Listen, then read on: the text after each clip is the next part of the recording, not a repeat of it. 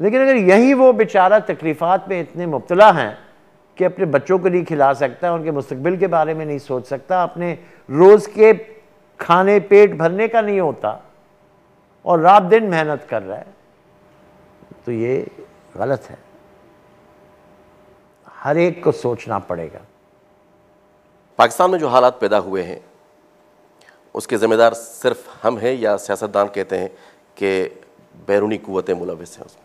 अगर एक घर में शिगाफ हो तो वहाँ से चूहा भी आता है, बिल्ली भी आती है, कुत्ते भी आते हैं। अगर शिगाफ ही ना हो और घर वाले मुश्तरका खुश हैं तो कौन आएगा अंदर? रेमंड डेविस का जो मामला है उसको किस तरह हुकूमत ने डील किया आपकी नज़र में? मैं हुकूमत पे तनकीद नहीं कर सकता, मैं इस वक्त सिफारत खाने में खुद हूँ और जो मैं यहाँ कहूँगा वो वहाँ हुकूमत के ख़िलाफ़ इस्तेमाल किया जाएगा अक़वाम मुत्तहिदा में। लेकिन मैं हकीकतें और हक़ाइक़ पेश कर सकता हूँ। एक, पाकिस्तान ने वियना कन्वेंशन की कोई भी खिलाफ वर्जी नहीं की। अमेरिका के वजारत ख़ारजा ख़ुद कहती है कोई भी वाक़यात पे, उन्होंने एक किताब छापी है, ये मरहले गुजरेंगे और डॉक्यूमेंटेशन अहम लाजमी है। असदसा हर एक का एक नहीं होता, एम्बेसडर का या सफ़ीर का अलग होता है, कौंसल जनरल का अलग होता है, ऑफिस स्टाफ का अलग होता है और कॉन्ट्रैक्चुअल स्टाफ का अलग होता है। और जायज़ा आपको लेना पड़ता है कि किस वक्त क्या काम करते हुए उन्होंने कोई भी बात की हो। ठीक, इन तमाम चीज़ों का अगर आप जायज़ा लें तो ये चीज़ का कोई ज़्यादा मुश्किल मसला नहीं है। हाँ, फिर आपको जायज़ा लेना है कि आपके और अमेरिका के क्या ताल्लुकात हैं। बड़े अरसे से हम उनके तरफ बहुत माइल होते गए। ज़ियाउल हक के वक्त पे उन्होंने कहा नहीं भाई, आप जो हमें दे रहे हैं ये तो मूंगफली के बराबर है। वही चीज़ के 10वां हिस्सा मुशर्रफ साहब ने खुशी से लेके रजामंदी का इजहार किया। हमें अपनी कौमी सतह पे फैसले करने होते हैं कि हम किस चीज़ को ज़्यादा फ़ौक़ियत, अहमियत या तरज्जी देते हैं, उसके मुताबिक हमें फ़ैसले करने चाहिए।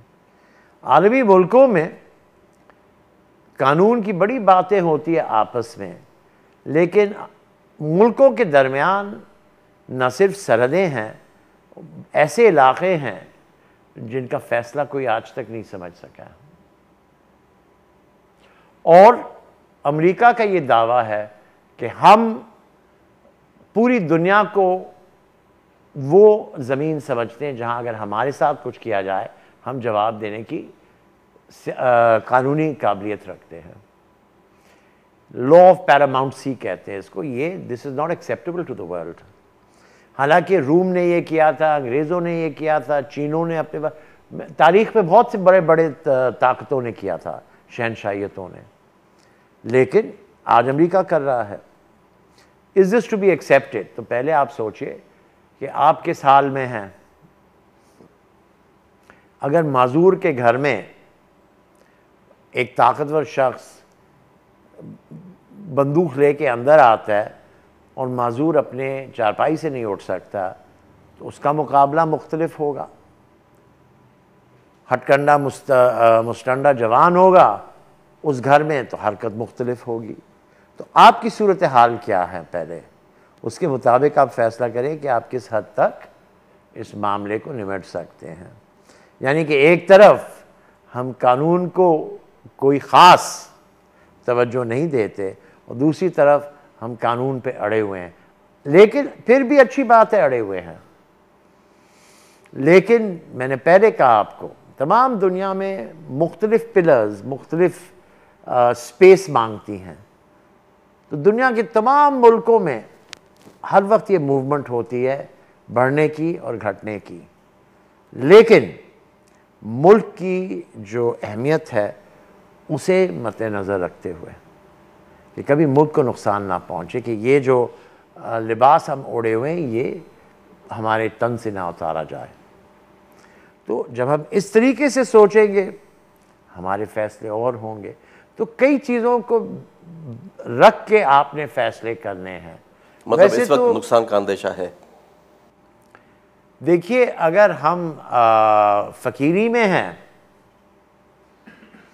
तो कभी हमारे कशकोल में चावल डाला जाएगा, कभी 3 दिन पुराना खाना फेंका जाएगा, कभी पत्ते डाले जाएंगे। अब आपकी मर्ज़ी, आप खाएं या ना खाएं। हुसैन हारून साहब, अब हम चलते हैं बीबी के मामले की तरफ। बीबी का केस, अवाम की ख्वाहिश है कि कातिल गिरफ्तार हों। पीपल्स पार्टी दिलासे देती रही है, रिपोर्ट आई, उसके बाद भी कोई ख़ास उसमें हम नहीं देख रहे कि प्रोग्रेस हो। इस वक्त परवेज़ मुशर्रफ का नाम दिया गया है। आप समझते हैं कि वाकई परवेज़ मुशर्रफ इन्वॉल्व होंगे? बीबी की रिपोर्ट में हुकूमत पाकिस्तान की सोच थी कि हम मैंडेट को मुख्तसर रखें। उस मुख्तसर जवाब में उन्होंने जवाब दिया है, लेकिन लिखने वाले काबिल शख्सियतें थी। उन्होंने कहा कि दुम हम आपके हाथ में दे रहे हैं, अब चाहे इसको आप हंटर बनाएं, चाहे आप इसको जानवर निकालें वहाँ से या कोई इंसान को खींचे, दुम आपके हाथ में है। लेकिन वो भी हमने इनकार किया कि हम नहीं चाहते। और बुनियाद उस दुम की थी, पुलिस ऑफिसरों ने 1 घंटे में जगह क्यों धोई? वो आपने 2 दिन कोई ऑफिसर बिठा के कहा सब साफ है, ठीक है साफ है। अब आप इसे एक और नज़र से देखें कि वो धोने का इशारा कहाँ से आता है।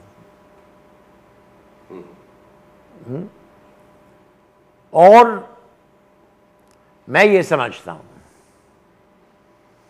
कि उसमें कई जवाब उनको देने हैं। वो प्रेसिडेंट ट्रूमन के वक्त पे उनके डेस्क पे साइन होता था, द बक स्टॉप्स हियर, कि मेरे आगे कोई चीज़ जा नहीं सकती है। तो परवेज़ मुशर्रफ से आगे कोई चीज़ जा नहीं सकती, तो उन्हें कोई जवाब तो देने पड़ेंगे ना। दे ना दें उनकी मर्ज़ी, लेकिन हकीकत तो ये है कि जिम्मेदारी तो थी ना उसकी उस वक्त।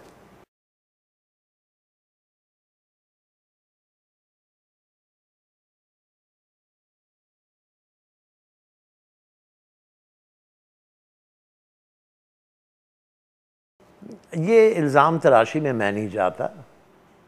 मेरा ख़्याल ये है कि मैंने पहले ही बयान दे दिया था, जिसको बहुत लोगों को पसंद नहीं आई थी, जब कहा गया था कि इससे क्या नताइज बरामद होंगे। मैंने कहा लियाकत से लेके आज तक कभी तो कोई नताइज बरामद नहीं हुए। अगर आप कहते अभी होगी तो मुबारक हो, हमें वक्त लगेगा। ये नहीं कहा मैंने वक्त लगेगा, मैंने तो कहा लियाकत से लेके आज तक कोई नताइज ही बरामद नहीं हुए हैं, लिहाजा मुझे नज़र नहीं आता कोई नताइज बरामद होंगे। जुल्फ़िकार अली भुट्टो की पीपल्स पार्टी, फिर बेनज़ीर भुट्टो की पीपल्स पार्टी, अब क़यादत मुख्तलिफ है, क्या फ़र्क देखते हैं? जुल्फ़िकार अली भुट्टो साहब और वक्त के पैदाइश थे। उस वक्त में लेफ्टिज़म, रेडिकलिज़म और दुनिया को मशरिक़ की तरफ ले जाना एक कॉल था हर एक का। उन्होंने बड़े हद तक बड़े ऊंचे मैयार पे पाकिस्तान एडमिनिस्ट्रेशन को रखा। जहां उनकी बढ़ाई थी इंटरनेशनल अफेयर्स में, एडमिनिस्ट्रेशन में, कॉन्फ्रेंस किया आलमी दुनिया का, जो एक अहमियत का बायस बनी।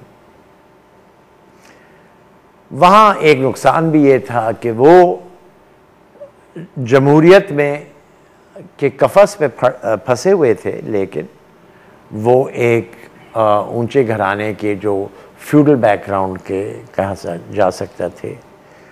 और फ्यूडल बैकग्राउंड और सोशलिज्म की कभी क्लैश नहीं रही है। रूस में भी सोशलिज्म फ्यूडल्स लाए थे, तो it's part of the same syndrome या थिंकिंग। लेकिन उसने अच्छाइयाँ भी बड़ी की, कोशिशें भी बड़ी की। जहाँ नुकसान है तो एक हद से वो बर्दाश्त नहीं कर सकते थे लोगों को, और दूसरी हद से वो सनतकारी को और मालियाती मामलात को वो समझ से नहीं देख सकते थे जो इनकी बाकी समझ चीज़ों पे थी। जैसे मैंने कहा कि अगर उस सैलाब आया सिंध में, मीरवा को तोड़ के पानी निकाल दिया नारा की तरफ, तोड़ी को नहीं टूटने दिया, क्योंकि फिर वो दादू तक पहुँचेंगे सैलाब बहुत बुरे तरीके से। तो कई चीज़ों में माहिर थे, कुछ चीज़ों में शॉर्ट कमिंग्स थी और बर्दाश्त नहीं था, तो ये उनकी शॉर्ट कमिंग्स थी। आज की पीपल्स पार्टी में बेनज़ीर ने अपना किरदार अदा किया, वो भी शहीद हो गई। अब हमें आइडियोलॉजिकली देखना है कि पार्टी किस तरफ जाती है। इस वक्त तक आइडियोलॉजिकली उन्होंने जमहूरियत को अपना कॉल ऑफ फेल बनाया हुआ है, लेकिन इसके असरात क्या अवाम लेती है वो इलेक्शन के बाद महसूस होगा, उससे पहले नहीं पता। मुल्क में इंतहा पसंदी बढ़ रही है और पीपल्स पार्टी का जो किरदार नज़र आ रहा है वो सहमा सहमा सा है। सलमान तासीर का कत्ल, उस पर जो खामोशी थी पीपल्स पार्टी की, उसने काफ़ी नुकसान दिया है और शायद आगे भी दे। इतना प्रेशर था क़यादत के ऊपर कि स्वयं पे बाबा रहमान को एक मस्जिद के खतीब की तरह खुतबा देना पड़ा था, वो दुनिया ने देखा। उसके बाद शहबाज भट्टी कत्ल हो जाते हैं, आवाज़ तो उठती है, मजम्मतें होती हैं, लग नहीं रहा कि यानी कि आप कह रहे हैं कि जैसे मशहूर फिल्म कासाब्लांका में आखिर में जो जर्मन ऑफिसर इन कमांड है उसको गोली मारी जाती है और उसके फ्रांसीसी दोस्त पुलिस को बुला के कहते हैं, जो पुलिस के सरबराह हैं, कहते हैं कि मेजर वॉन रिख्तर को गोली लग चुकी है, round up the usual suspects, यानी कि जो हम हर वक्त जिनको गिरफ्त में लेते हैं उनको फिर गिरफ्त में लिया जाए। तो उससे सीखा ये जाता है कि मज़म्मतें आजकल इस तरीके से हो रही है कि हर एक मज़म्मत करता है, नाम आ जाता है अखबार में। किसको एहसास होता है ये मुझे नहीं पता।